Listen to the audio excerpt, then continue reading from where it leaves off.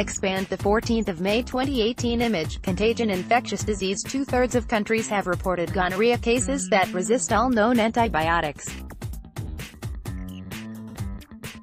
Now scientists are trying to hold the line against the disease as they look for a new way to treat it.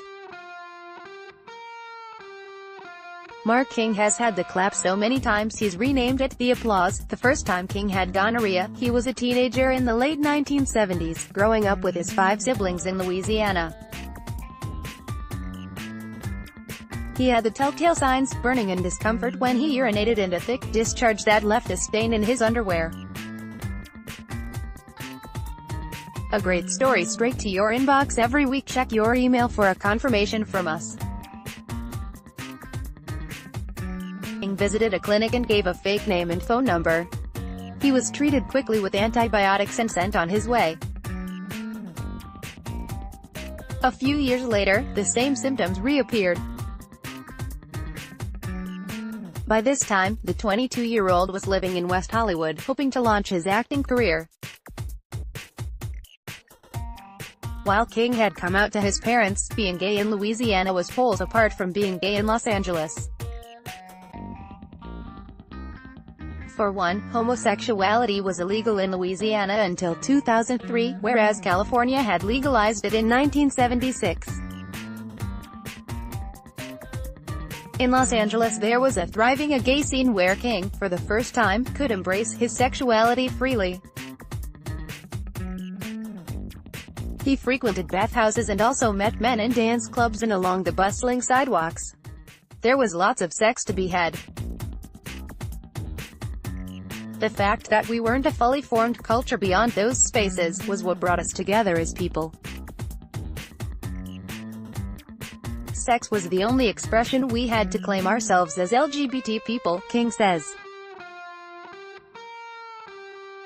When he stepped into the Brick Clinic just a few strides away from the heart of the city's gay nightlife in Santa Monica, King, with his thick sandy blonde hair with a tinge of red through it, looked around the room. It was filled with other gay men. What do you do when you're 22 and gay? You cruise other men. I remember sitting in the lobby cruising other men, King recalls, laughing. My summer of love was 1982. It was a playground. I was young and on the prowl. Like a few years earlier, the doctor gave him a handful of antibiotics to take for a few days that would clear up the infection. It wasn't a big deal. In fact, as King describes it, it was simply an errand to run. It was the price of doing business, and it wasn't a high price at all. But it was the calm before the storm, in more ways than one. When King picked up gonorrhea again in the 1990s, he was greatly relieved that treatment was now just one dose. Penicillin was no longer effective, but ciprofloxacin was now the recommended treatment, and it required only one dose. In King's eyes, getting gonorrhea was even less of a hassle. But this was actually a symptom of treatment regimens starting to fail. The bacteria Neisseria gonorrhoeae was on the way to developing resistance to nearly every drug ever used to treat it. On receiving the 1945 Nobel Prize in Physiology or Medicine for discovering penicillin, Alexander Fleming finished his lecture with a warning: "There is the danger," he told the audience, "that the ignorant man may easily underdose himself. And, by exposing his microbes to non-lethal quantities of the drug, make them resistant." In other words, we have known about bacteria's ability to evolve resistance to drugs since the dawn of the antibiotic era. Dr. Manika Balasegram is director of the Global Antibiotic Research and Development Partnership, GARDP, based in Geneva. It's a joint initiative between the Drugs for Neglected Diseases Initiative, DNDi, and the World Health Organization, WHO, and aims to develop new or improved treatments for bacterial infections. All antibiotics will have a shelf life. That's just evolution, he says. It's just a question of how quickly it will happen. Antibiotic resistance is one of the biggest threats to global health, food security and development. Common infections, such as pneumonia and tuberculosis, are becoming increasingly difficult to treat. But GARDP has chosen to focus its attention on gonorrhea as one of its 4 main priorities. The sexually transmitted infection caught Ballus agarum's eyes for a host of reasons. For one, a lot of the antibiotics that are currently used against gonorrhea are used widely for other infections, and then gonorrhea has the ability to acquire resistance from other bacteria frighteningly quickly, meaning it can rapidly build up resistance. Secondly, untreated gonorrhea infections bring with them a range of potentially serious health implications that can have devastating consequences. Gonorrhea is the most important sexually transmitted infection. It's the one we are most concerned about, Ballus agarum says. Every year an estimated 78 million people are infected with gonorrhea, making it the second most frequently reported sexually transmitted bacterial infection after chlamydia, according to WHO.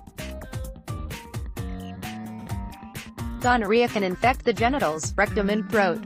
Symptoms include discharge from the urethra or vagina and burning during urination called urethritis, caused by inflammation of the urethra. However, many who are infected don't experience any symptoms, meaning they go undiagnosed and untreated.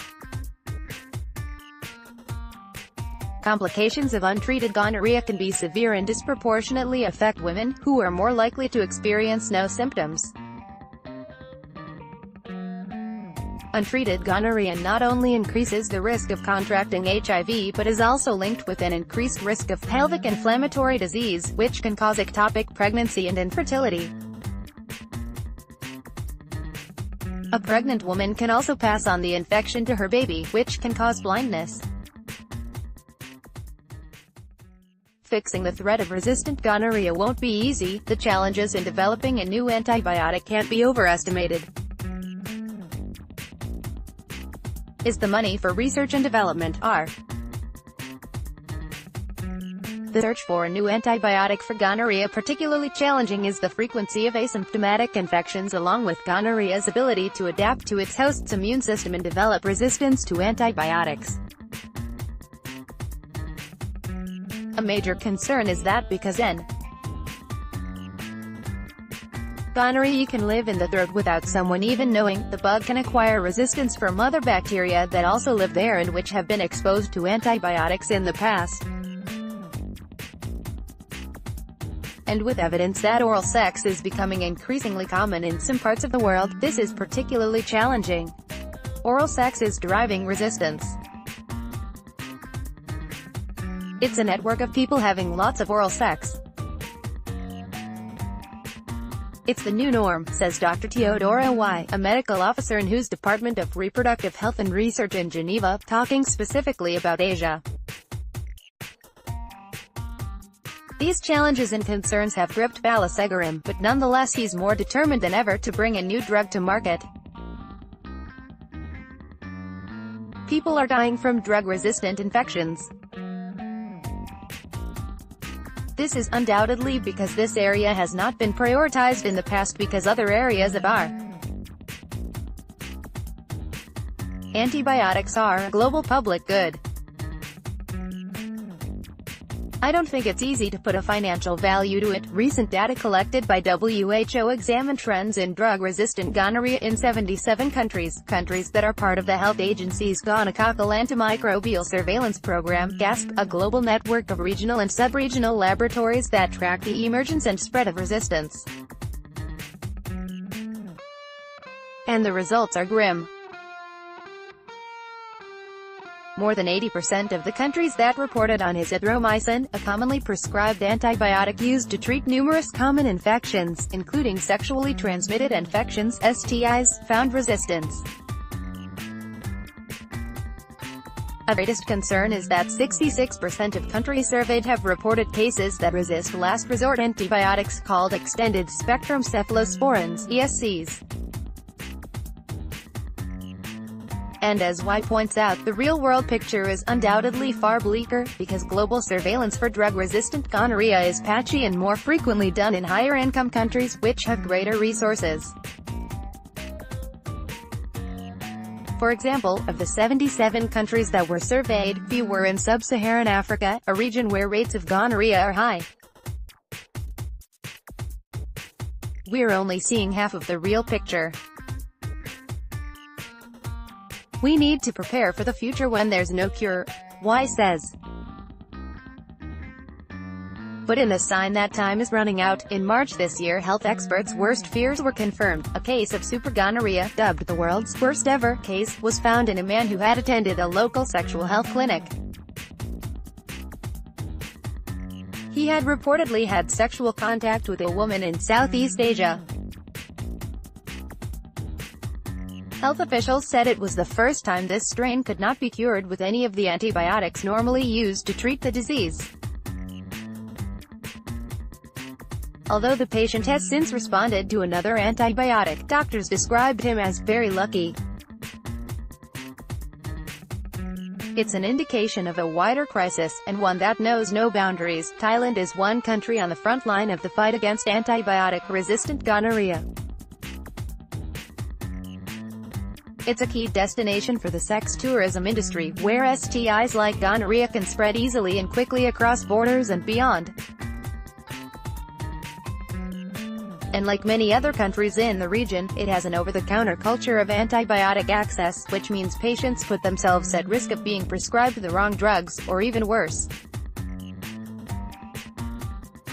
I'm in a district close to Thailand's capital, Bangkok, to meet Buntam, a pharmacist. We meet in the jam-packed stockroom of the herbal medicine company he also runs, a business that's far more lucrative than his pharmacy. The stockroom is filled head to toe with boxes of tablets containing an array of funky herbs I've never heard of.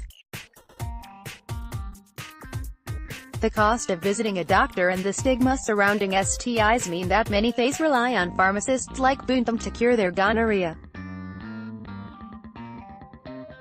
But he might be doing more harm than good. While Buntam has a degree in pharmacology and has been a pharmacist for more than 30 years, he has no idea of Thailand's treatment guidelines for gonorrhea. In fact, he's more than a decade out of date. And he can't, of course, diagnose patients accurately, particularly because gonorrhea has similar symptoms to chlamydia. If you've been doing this for a long time, you just do what you have to, and that's an educated guess. As of now I use ciprofloxacin to treat gonorrhea, he says. If that doesn't work, then I guess it's chlamydia. I tell him, however, that gonorrhea in Thailand, as in many other countries, has shown widespread resistance to ciprofloxacin, and that his country actually stopped recommending it more than a decade ago. It's not resistant, even doctors use it, he says. I prescribe it because it's cheap. In hospitals they prescribe newer antibiotics that are more effective, but they're more expensive. In countries where antibiotics are sold over the counter, research shows people are far more likely to visit pharmacists than a doctor. But while experts acknowledge that restricting the sale of antibiotics, particularly in rural and remote areas where there are few, if any, proper doctors, isn't the answer, this still presents a major challenge in the fight against drug-resistant infections. The problem is that when you go to a pharmacist and take antibiotics, maybe your symptoms have disappeared, but in fact you still have the infection. That means you can transmit the infection and cause more resistance, Y says. I asked Buntam whether he's concerned about resistance, if he's worried that the people he's treated for gonorrhea aren't cured. Resistance to medication is a doctor's job, not a pharmacist's, he says. The casual handing out of antibiotics without a prescription is not only confined to Thailand. It's a huge concern across the rest of the region and in other parts of the world, with no clear vision of how to tackle this growing problem. handing out antibiotics that likely no longer work for people with gonorrhea has also been happening in high-income countries, countries that might be expected to have stricter treatment guidelines. In fact, a study published in the BMJ in 2015 found that many GPs in England were prescribing ciprofloxacin, even though it hasn't been recommended for treating gonorrhea since 2005. In 2007, ciprofloxacin still made up almost half of prescriptions for gonorrhea. As recently as 2011, GPs still prescribed it in 20% of cases. On a balmy afternoon in bustling Bangkok, I visit Xylem Community Clinic at TropMed, an STI clinic northeast of the city center dedicated to men who have sex with men, MSM, and transgender women who have sex with men. Located on the 12th floor of the Hospital for Tropical Diseases, the clinic is spotlessly clean, with bright purple walls, rainbow flags and a sign that immediately catches my eye, which reads, "Suck, F***CK, test, repeat." Off the main corridor is a microbiology lab that is doing critical and urgent work in the fight against antibiotic-resistant gonorrhea.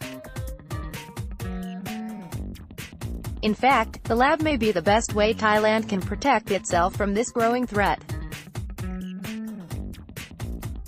Dr. Eileen Dunn is an American epidemiologist and the head of the Behavioral and Clinical Research section of the HIV/STI program here, which is run as part of a collaboration between Thailand's Ministry of Public Health (MOPH) and the U.S. Centers for Disease Control and Prevention (CDC). She, along with her Thai staff, are Thailand's best line of defense in slowing gonorrhea resistance. In 2015, recognizing the worldwide danger of increasingly difficult-to-treat gonorrhea infections, and the specific threat they pose to Thailand, the US CDC, WHO and Thai MOPH joined forces to launch a program to track and ultimately limit the spread of antibiotic-resistant gonorrhea. The program is an enhanced local version of the WHO's gas bin is the first of its kind in the world. It's called EGASP. It works like this. If a male patient comes into one of its two clinics with the telltale symptoms of gonorrhea, he will have a sample collected for analysis and will fill out a questionnaire, which contains questions such as, "Did you take antibiotics in the last 2 weeks?" To create an open environment, the clinics are anonymous and the questionnaire is done privately on a computer. Men are the target group in the program, Dunn explains, because they yield for isolating N. Gonorrhea is very high among men who have urethritis compared with women and those who are asymptomatic.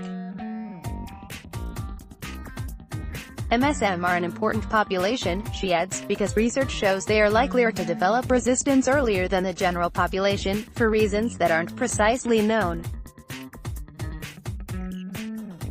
She and the laboratory staff take me to see if there are any samples being cultured from swabs taken from patients' penises. Inside the incubator, where the samples are kept in petri dishes at 36 degrees Celsius with 5% carbon dioxide to promote bacteria growth, there are 3. The stench of agar, a brown gelatinous medium that provides nutrients and a stable environment for bacteria to grow, is overwhelming. One petri dish contains a cluster of bubbly white dots, signaling that the patient does indeed have gonorrhea.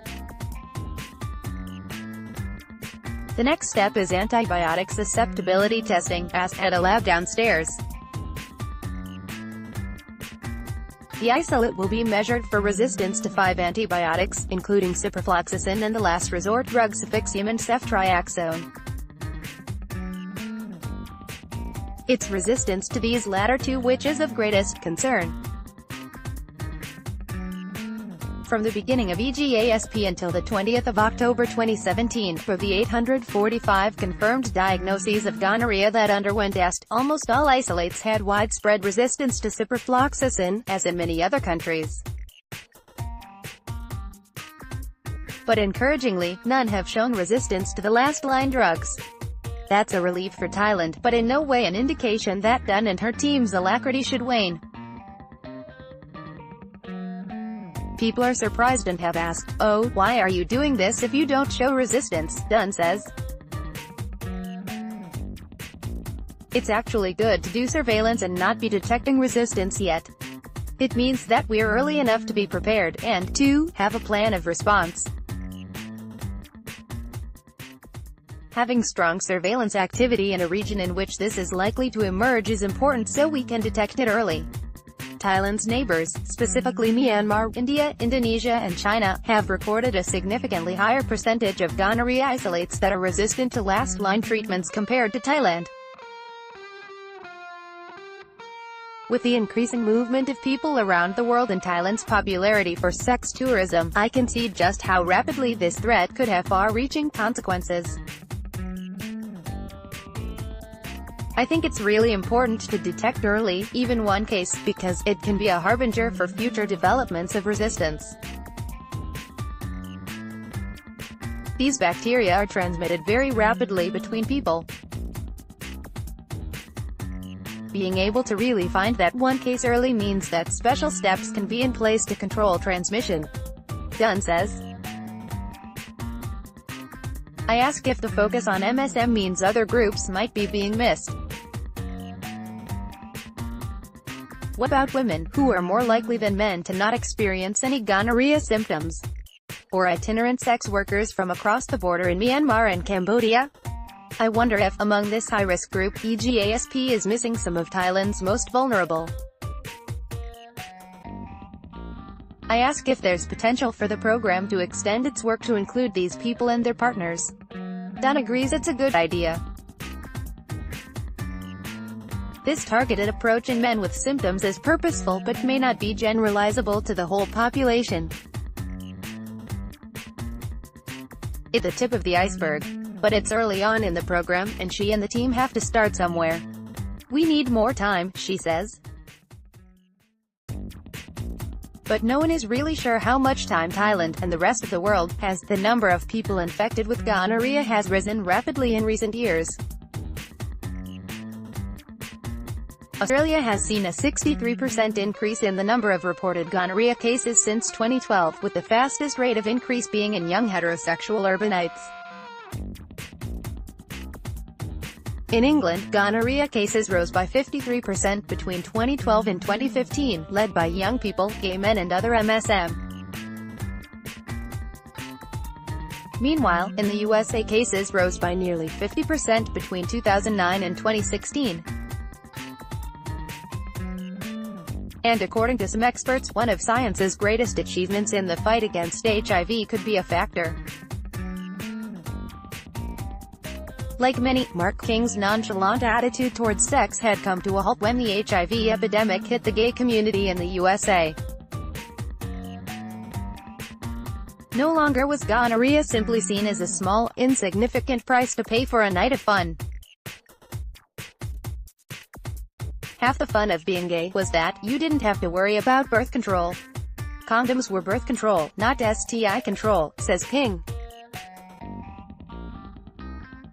As the years pass and you get into the 90s and we know how HIV is transmitted, to get gonorrhea is shameful because it means that you've been taking risks that could transmit HIV. Suddenly gonorrhea became this really shameful thing because it means you're not doing the right thing. Move forward to today and HIV is no longer the death threat it once was. A strong civil society movement saw the disease get the political and scientific attention it warranted. The development of life-saving drugs means that those with HIV can live long, healthy lives. But as HIV treatment and prevention methods improve, people's perception of risk may be changing. Pre-exposure prophylaxis, PrEP, is a daily pill for people who don't have HIV but who are at substantial risk of getting it. It's a powerful tool in the fight against HIV, it is argued. When taken every day, it's up to 92% effective in preventing infection. But with its development and uptake came alarm bells, with some warning that STI rates would increase among those who used PrEP. Some small studies have hinted that this may be happening. Not all experts agree with this. The data from these studies is ambiguous and cannot be generalized. And some say that regular testing regimes associated with PrEP prescriptions could prevent STIs spreading. However, just as with antibiotics, there are people using PrEP without getting it through official health outlets. A recent survey carried out across Europe by the HIV/AIDS advocacy group, AIDS, found that about 70% of informal PrEP users were having no regular medical monitoring. King is one of many for whom concerns over STIs in the broader context of having the incredible ability to prevent HIV infection seems absurd. PrEP opens the door for people to have sex without fear of HIV infection. The reaction is, yes, but what do we do about STIs? Oh my god, gonorrhea and syphilis, King says sarcastically. People ask me, how does a person get HIV or gonorrhea in this day and age? Well, let's see, because they were horny, or they said yes when they should have said no, or they had too much to drink, or they fell in love, or they trusted the wrong person. King's words may resonate with many around the world. But WHO is focused on increasing condom use. I is particularly worried about the proliferation and popularity of dating apps among young people, which she believes are making no-strings-attached sex easier to obtain. All of us need to be strong about condom use. All of us need to campaign for condom use. Y says, looking ahead, at what point will it be more common to have a gonorrhea infection that can't be treated with antibiotics than one that can? The answer is difficult to predict, but it's also a potential reality that isn't far-fetched. We are in a situation now where we are worryingly using the last line of antibiotics for many infections or seeing even resistance to these last-line antibiotics. Dallas Egram says. But as GARDP works to bring a new antibiotic to market, some countries are getting desperate as resistance to the available treatments continues to spread. Australia, which has recorded widespread resistance to azithromycin, is considering going back to an old drug called spectinomycin. Spectinomycin involves a painful muscular injection and has been linked to toxicity and a range of side effects. Another concern is that it's in short supply because it's rarely used around the world anymore. To this end, But antibiotic drug development is prohibitively expensive and not attractive to the pharmaceutical industry, even more so when it's for an STI. In response, GARDP has partnered with Entasis Therapeutics, a U.S. biotech company, to accelerate the development of a new antibiotic that will be produced specifically to target drug-resistant gonorrhea. Suliflodacin is a novel first-in-class oral antibiotic, in other words, a new and unique mechanism of potentially treating gonorrhea, and is one of only 3 potential new antibiotic candidates currently undergoing trials. It had previously been put through clinical trials in 2015, but a lack of investment stopped the drug from progressing further. This year GARDP and Entasis will launch the last phase of trials of suliflodacin, involving 650 people in Thailand, South Africa, the USA and parts of Europe. The drug is approved by regulators. Entasis will permit GARDP to introduce it in 168 low- and middle-income countries.